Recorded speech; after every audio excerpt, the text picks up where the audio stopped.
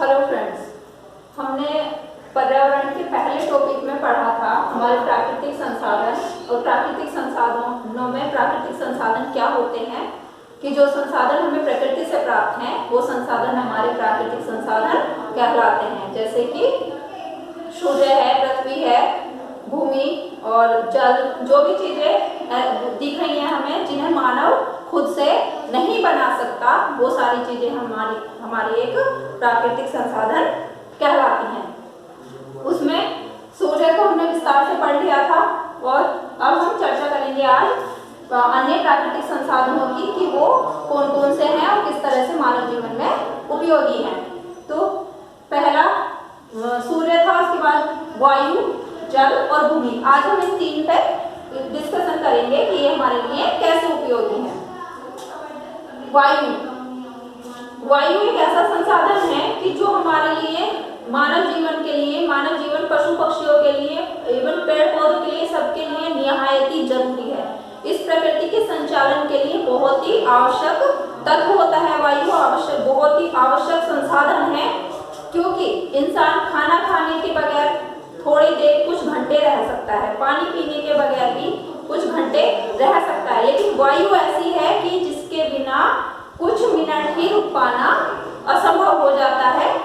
तो वायु हमारे लिए एक बहुत ही निहायती जरूरी चीज है कि वायु के बिना जीवन कुछ मिनट के बाद भी संभव नहीं है। तो अगर कह दें कि बहुत महत्वपूर्ण अंग है तो वायु एक ऐसा प्राकृतिक संसाधन है जो जीवन के लिए बहुत ही महत्वपूर्ण तत्व है, बहुत ही महत्वपूर्ण संसाधन है जो प्रकृति द्वारा हमें प्राप्त है। जैसे इंसान को सांस लेने के लिए ऑक्सीजन O2 की जरूरत होती है, तो ये हमें लगातार इसका जो प्रवाह है वो शरीर के लिए आवश्यक होता है, शरीर को चलाने के लिए आवश्यक होता है कि हम O2 लेके CO2 कार्बन डाइऑक्साइड निकालते हैं जो पेड़ों के यूज में आती है।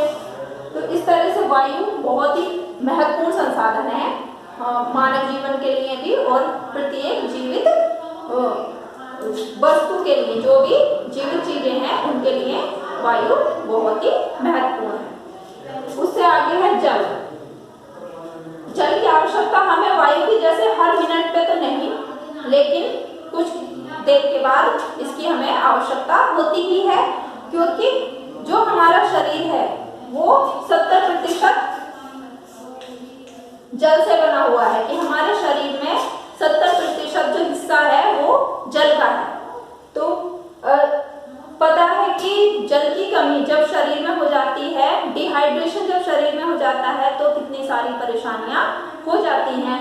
जिस तरह से ऑक्सीजन शरीर के लिए जरूरी है, वायु शरीर के लिए जरूरी है, उसी तरह से पानी भी जरूरी है। जरूरी तो मानव शरीर के लिए या जीवित चीजों के लिए वो हर संसाधन जरूरी है जो प्रकृति ने हमें दिया है, क्योंकि प्रकृति का संचालन उसी की वजह से होता है। अगर उसमें से एक भी तत्व कम हो जाए तो जीवन संभव नहीं है।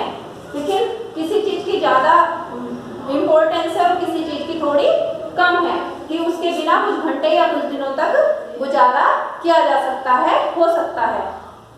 अब तो मानव शरीर के लिए तो जल बहुत महत्वपूर्ण है, क्योंकि 70% जो हमारा शरीर है वो उसमें 70% जो भाग है वो जल का ही है। अब अगली चीज आती है भूमि की। भूमि की हमारे जीवन में क्या उपयोगिता है।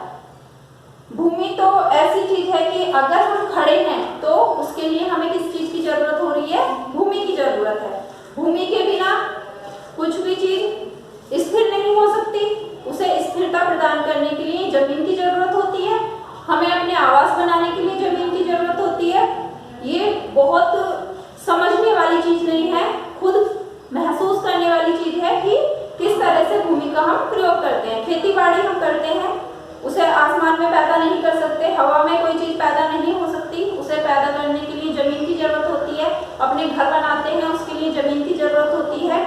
और हम जो भी क्रियाकलाप करते हैं, क्योंकि हम तो वैसे भी थलचर हैं, इंसान थलचर होता है, तो उसे तो जमीन की आवश्यकता होती है, भूमि की आवश्यकता होती ही है। बिना भूमि के थलचर तो रह ही नहीं सकते।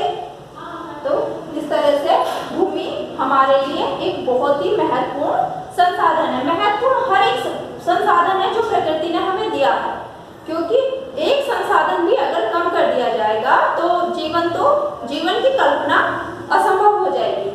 क्यों सारी चीजें प्रकृति में इस तरह से शेड्यूल्ड हैं कि एक चीज का लिंक दूसरी चीज से है, और जो हमें हमारे जीवन की स्थिरता को प्रदान करता है, हमारी जरूरतों की पूर्ति करता है।